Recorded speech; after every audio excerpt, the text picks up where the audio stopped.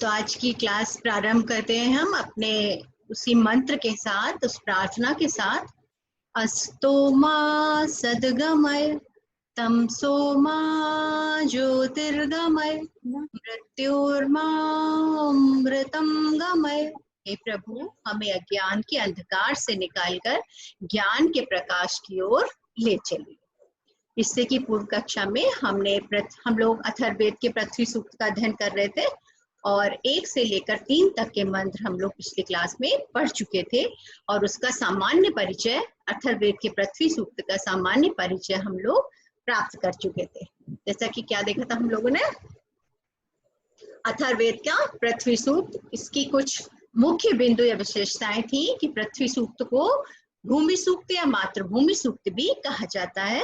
यह अथर्ववेद की 12वें कांड का प्रथम सूक्त है और इसके मंत्र दृष्टा ऋषि अथर्वा है। देवता भूमि है, अर्थात भूमि या मातृभूमि की इसमें पूजा या आराधना स्तुति की गई है और इन समस्त पृथ्वी सूक्त के मंत्रों में त्रिष्टु छंद है। फिर हम लोगों ने पहले में देखा था कि कह रहे हैं कि पृथ्वी को धारण करने वाली चीजें क्या होती हैं? यथार्थ ज्ञान, दक्षता, तेज, तपस्या, ब्रह्म ज्ञान, त्याग और बलिदान, ये सारी चीजें मातृभूमि को धारण करते हैं, उसका संरक्षण करते हैं। और हमारे भूतकाल में जो लोग हो चुके हैं, जो भविष्य में होंगे और हम वर्तमान कालीन लोगों को यह पृथ्वी मातृभूमि हमें स्थान प्रदान करे, हमें अपने उपरस में निवास करने की आज्ञा दे। फिर था असंबाधा मधुतो मनमाना, कि जिस पृथ्वी पर विभिन्न प्रकार के गुण कर्म स्वभाव वाले भिन्नता वाले मनुष्य रहते हैं, लेकिन वो भिन्नता यानी अनेकता में भी उनके अंदर एकता है और उन सबके अंदर एक सामंजस्य और सह की भावना व्याप्त है। और ऐसी हमारी पृथ्वी पर जो भिन्न भिन्न प्रकार के मनुष्य निवास करते हैं और जो हमारी मातृभूमि हमें रोग नाशक औषधियों को प्रदान करती है, वह हमारी इच्छा की पूर्ति करे, हमें ऐश्वर्य प्रदान करे, यश में का वर्धन करे। और फिर था तीसरे में कि जिस पृथ्वी पर सागर, महासागर, नदियां आदि रहती हैं, जो जिसकी सहायता से अन्न, कृषि, फल आदि उत्पन्न होते हैं, जिससे हमारा पालन पोषण होता है, और जिस पृथ्वी पर कृषक लोग, शिल्प कर्म करने वाले विभिन्न प्रकार के उद्यमी लोग संगठित होकर रहते हैं, ऐसी हमारी पृथ्वी हमें भोग्य पदार्थ प्रदान करे। तो ये पिछली कक्षा का क्विक रिकैप था जो हमने देखा। और अब हम आगे आज के मंत्रों का अध्ययन करते हैं। यस्याश्च त्रस्यः प्रदिशः पृथ्व्याः यस्याः अन्नं कृष्ट्याः संबभूव या विभर्ति बहुधः प्राण एजद सह नो भूमि गोप्यन्नः दधातु। हमारी जिस भूमि पे उद्यमी और शिल्पकला में निपुण, कृषि कार्य आदि करने वाले, यानी कि विभिन्न विभिन्न व्यवसायों से संबंधित लोग रहते हैं, यस्याः प्रदिशः पृथिव्यः सम, जिसमें दिशाएं और प्रदिशाएं हैं, जो अन्न आदि, कृषि, कृष्ट्यः संभव, खेती आदि को उगाने में मदद करती हैं।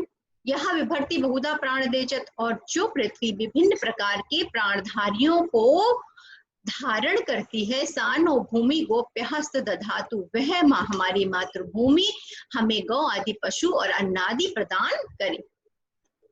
देखिए, यस्याः, जिस हमारी मातृभूमि में चारों ओर विभिन्न प्रकार के कर्मों को करने वाले, यानी कि इस समय भी हम बहुत सारे अलग अलग व्यवसाय को अपना करके अपना जीवन यापन करते हैं, ऐसे ही प्राचीन काल में विभिन्न प्रकार के व्यवसाय थे, जिसमें कि मुख्य था कृषि कर्म और शिल्प कर्म, उद्यम व्यापार तब भी होता था।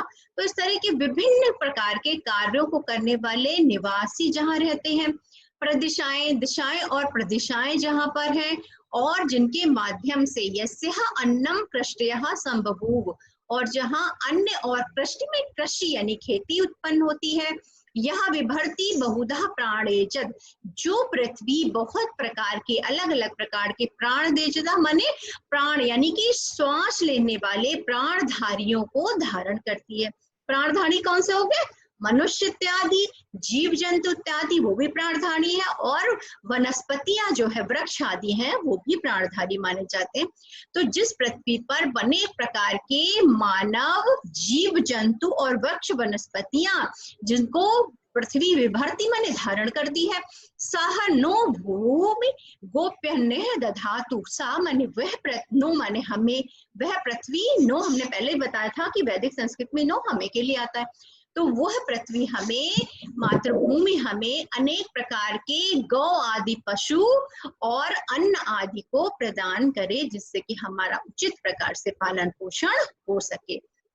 पिछले प्राचीन काल में या जो वैदिक काल की जब बात हो रही है, उस समय पशु जो थे वो एक तरह से हमारी संपत्ति की तरह माने जाते थे। जिसके पास जितनी गायें हैं, जितने घोड़े हैं, वो सारे उसको धन का अर्जन, या अभी इस समय हम लोग क्या कहते हैं, कितने व्यवसाय हैं, कितने घर हैं, कितना धन संपत्ति है, उस समय पशु को भी एक धन माना जाता था। तो पशुधन हमें ज्यादा से ज्यादा प्रदान करे, अन्नादि प्रदान करे, जिससे हमारी जीविकोपार्जन हो सके। यस्याः चतुर्षः प्रदिशा, जिस पृथ्वी पर दिशाएं और प्रदिशाएं हैं, जिसमें विभिन्न कर्मों को करने वाले मनुष्य निवास करते हैं, जहां पर अन्न और खेती उत्पन्न होती है, जो पृथ्वी विभिन्न प्रकार के प्राणियों को, प्राणधारियों को, जीव जंतु, मनुष्य और वृक्षादि को धारण करने वाली है। सह नो भूमि गोप्यः पर्ष दधातु, दधातु माने हमें प्रदान करे, सामान्य ऐसी भूमि नो माने हमें, ऐसी भूमि हमें पशुधन आदि को और अन्नादि को प्रदान करे।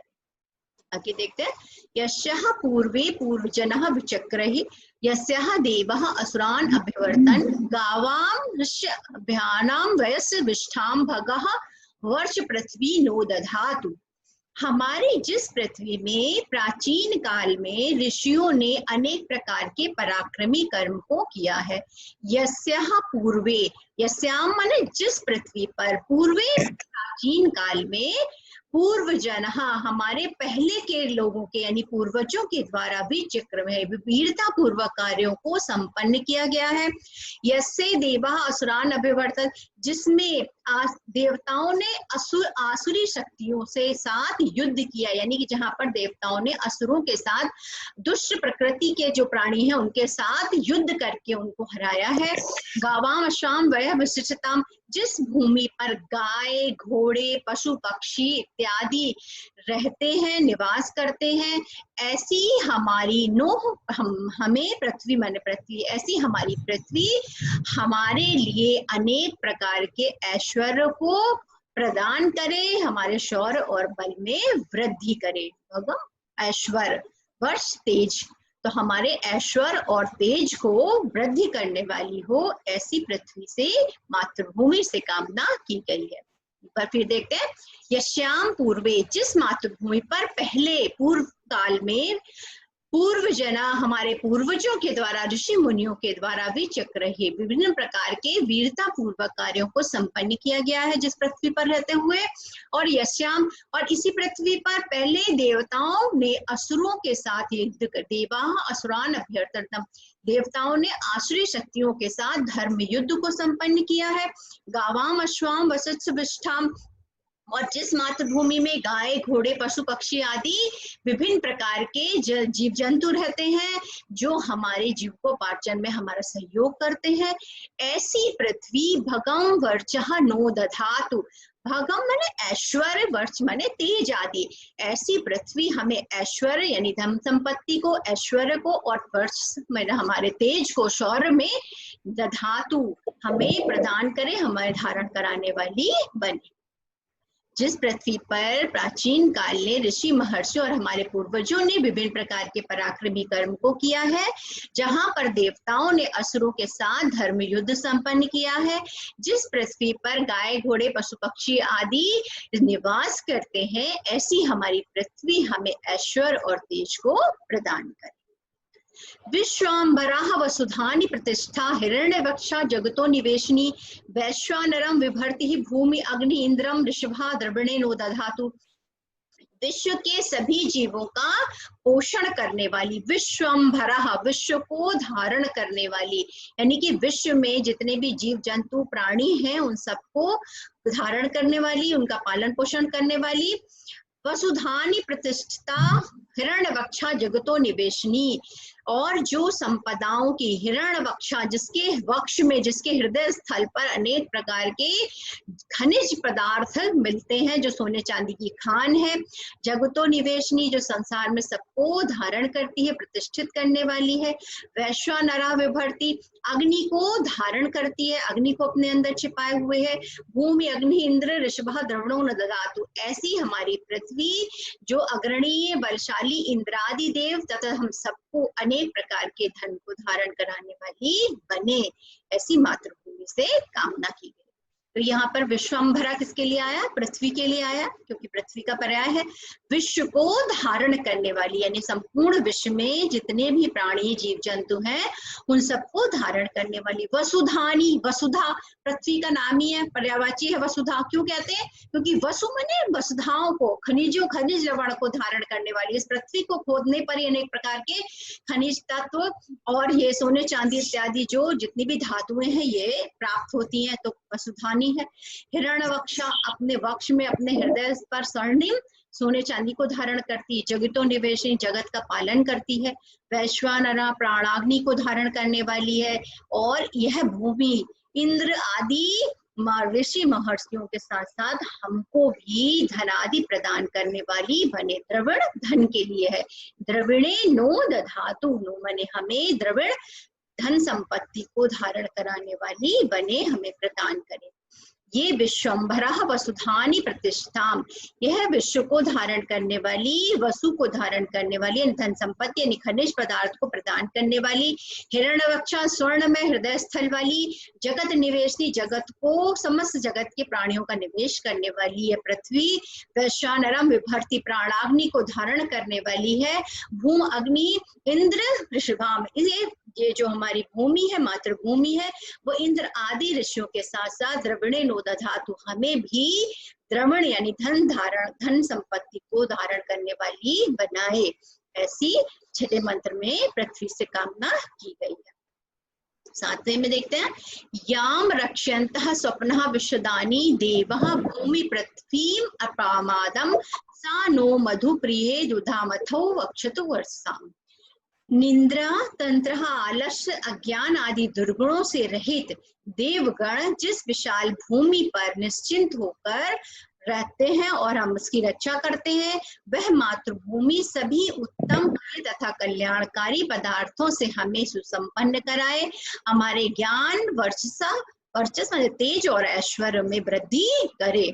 यह रक्षंत स्वप्नाः विश्वदानीम देवा, जिस पृथ्वी पर आलस्य से रहित होकर, दुर्गुणों से रहित होकर देवगण जिस पृथ्वी की रक्षा करते हैं, अप्रमादम, आलस्य से रहित होकर, यानी कि आलस्य नहीं करते जिसकी रक्षा करने में, जिस पृथ्वी का, जिस मातृभूमि पर देवतागण उसकी हर समय निंद्रा, स्वप्न, अज्ञान, आलस्य से रहित होकर जिसकी रक्षा करते हैं, सानो, वह पृथ्वी हमें मधु प्रियम दुधामतौ वच्चसु ऊर्जिता, जैसे कि शहद होता है, शहद के समान प्रिय लगने वाले ज्ञान और ऐश्वर्य को हमें प्रदान करे। जिस प्रकार शहद या अमृत हमें प्रिय होता है, उसी प्रकार प्रिय लगने वाले ज्ञान, तेज और ऐश्वर्य को हमें प्रदान करे। यह रक्षंत सपना विश्वदानीम देवता भूमि पृथ्वी अप्रमादम, जिस पृथ्वी पर अप्रमादम, आलस्य से रहित होकर जिस पृथ्वी की रक्षा देवतागण दिन रात करते हैं, साह नो मधु प्रिय दुधामतौ, वही पृथ्वी हमें शहद या अमृत के समान प्रिय लगने वाले ज्ञान, तेज और ऐश्वर्य को, उच्छसु वर्चसः, ज्ञान, तेज और ऐश्वर्य को प्रदान करे। ऐसी मातृभूमि से कामना की गई है।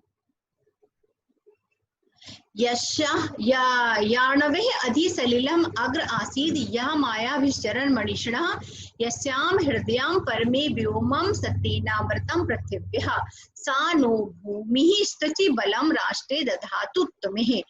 जिस भूमि का हृदय परम व्योम के सत्र अमृत प्रवाह से आवृत रहता है, मनीषी गण अपनी कुशलता से जिसका अनुसरण करते हैं, अनुगमन करते हैं, वह भूमि हमारे श्रेष्ठ राष्ट्र में तेजस्विता बलवत्ता बढ़ाने वाली हो।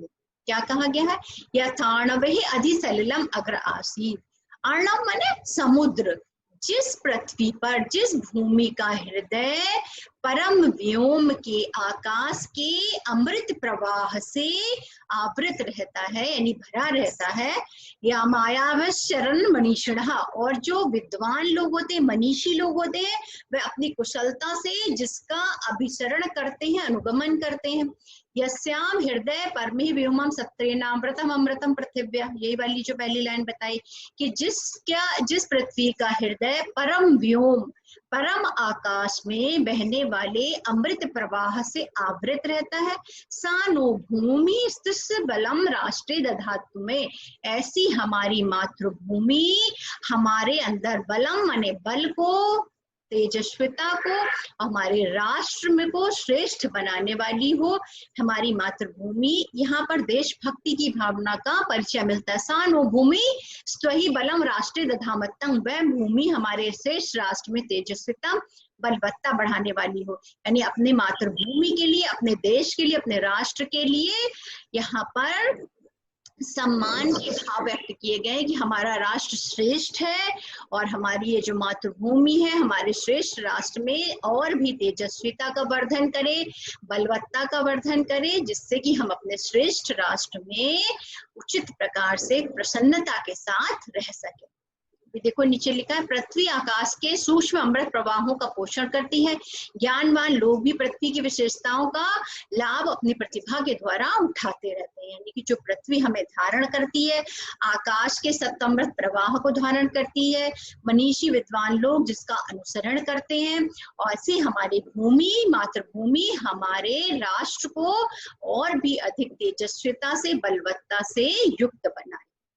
यार्णवे अधिसलिलम अग्रमासी, जिस पृथ्वी पर जल से युक्त समुद्र बहता है, मायाश्चरण मनीषिणा, जिसमें मनीषी लोग जिसका अपनी माया से, कुशलता से जिसका अनुसरण करते हैं, यस्या हृदय में परमम व्योमम अमृतान अमृत पृथिव्या, जिस पृथ्वी का भूमि का हृदय परम व्योम के अमृत प्रवाह से व्याप्त रहता है, सानो भूमि स्वस्य बलम राष्ट्रे दधातमय, ऐसी हमारी मातृभूमि हमें श्रेष्ठ, हमारे श्रेष्ठ राष्ट्र में तेजस्विता और बल का वर्धन करने वाली हो। यस्याः आपः परिचरः समानी अहोरात्रे अप्रमादं चरन्ति, सा नो भूमि भूरि धारः पयो दुधामथो उच्छसु वर्चसः, जिस धरा पर चारों ओर विचरण करने वाले परिव्राजक सन्यासी शीतल जल की भांति समदृष्टि संपन्न उपदेश देते हुए रात दिन सजग होकर ज्ञान का संचार करते रहते हैं, जो भूमि हमें सभी प्रकार के अन्न, जल और दूध, घी इत्यादि प्रदान करती है, वह मातृभूमि हमारी तेजस्विता को, हमारी प्रखरता को बढ़ाए। यस्या आपः परिचरः, जिस पृथ्वी पर विचरण करने वाले, परिचर माने विचरण करने वाले परिव्राजक जो सन्यासी इत्यादि होते हैं, वो इधर उधर घूमते रहते हैं। समानी अहोरात्रे, समान रूप से, समान भाव से या समदृष्टि से युक्त होकर, अहोरात्रे रात्रि दिन, अप्रमादम चरंती, अप्रमादम माने आलस्य से रहित होकर, चरंती माने अपने ज्ञान का प्रकटीकरण करते हैं, ज्ञान को प्रदर्शित करते रहते हैं। यानी कि ज्ञानी सन्यासी लोग जिस पृथ्वी पर रात दिन आलस्य से रहित होकर समदृष्टि से उपदेश देते रहते हैं। या सा नो भूमि भूरि धारा पयो दुधाथौ उच्छसु वर्चसा, सा नो भूमि, ऐसी भूमि, हमारी भूमि हमें भूरि धारा, अनेक प्रकार की जल, दुग्ध आदि धाराओं से, पय माने जल आदि से, दुग्ध आदि से, रुधा अथौ उच्छसु वर्चसाम, ऐसी हमारी मातृभूमि हमें जल, दुग्ध आदि प्रदान करे और हमें उच्छसु वर्चसा, वर्चसा पहले भी बताया था, तेजस्विता को और हमारी प्रखरता को बढ़ाए। वर्चसा जो वैदिक संस्कृत में वो शब्द है तेजस्विता के लिए, हमारे तेज को, हमारे बल को वृद्धि करे, इस प्रकार कामना 9वें मंत्र में की गई है। आप लोग देख रहे होंगे कि अभी तक जितनी भी प्रार्थना की गई है उसमें पृथ्वी से तेज को बढ़ाने की कामना की गई है, ज्ञान वर्धन की कामना की गई है और अपने ऐश्वर्य में, बल में वृद्धि करने की कामना मातृभूमि से की गई है। और चूंकि ये मातृभूमि हमें धारण करती है, हमें विभिन्न प्रकार की औषधियां देती है, कृषक कार्य आदि इस पे कृषि होती है जो हमारे जीवन का पालन पोषण करने वाली है, पशु इत्यादि गौ आदि जो धन अभी होते हैं, जो हमें अनेक प्रकार से जो पशुधन हमारे लिए उपयोगी होते हैं उनको भी धारण करने वाली है। तो ऐसी पृथ्वी हमें अपने ऊपर रहने की आज्ञा दे, ऐसी उनसे अनुमति भी मांगी जा रही है और साथ में अपने कल्याण की कामना भी पृथ्वी के इन मंत्रों में हम देख रहे हैं। आज अभी थोड़ी देर में समय होने वाला है, तो अभी हम आगे का 10वां मंत्र नहीं लेते हैं क्योंकि क्लास का समय हो जाएगा तो वो हम पूरी तरह से नहीं ले पाएंगे। आज के हमने जितने मंत्र पढ़े हैं इसके सार के रूप में हम बातचीत कर लेते हैं। पृथ्वी सूक्त के अभी तक जो हमने 9 मंत्र पढ़े हैं इसकी क्या विशेषता है, इसका मुख्य सार क्या है, अगर आपसे कोई पूछे तो मुख्य बातें कुछ चीजें हमें टिप्स पर याद होनी चाहिए। सबसे पहले तो अथर्ववेद से ये मंत्र लिया गया। पृथ्वी सूक्त किसका अंश है? अथर्ववेद का है। फिर इसके देवता कौन है, इसकी में किसकी पूजा की गई है, इसमें कौन सा छंद है और ये मंत्रदृष्टा ऋषि कौन है? अथर्वा ऋषि है। देवता भूमि है, त्रिष्टुप छंद है। तो ये एक तो मुख्य बातें हमें साथ में पता होनी चाहिए। फिर क्या भाव व्यक्त किए गए हैं?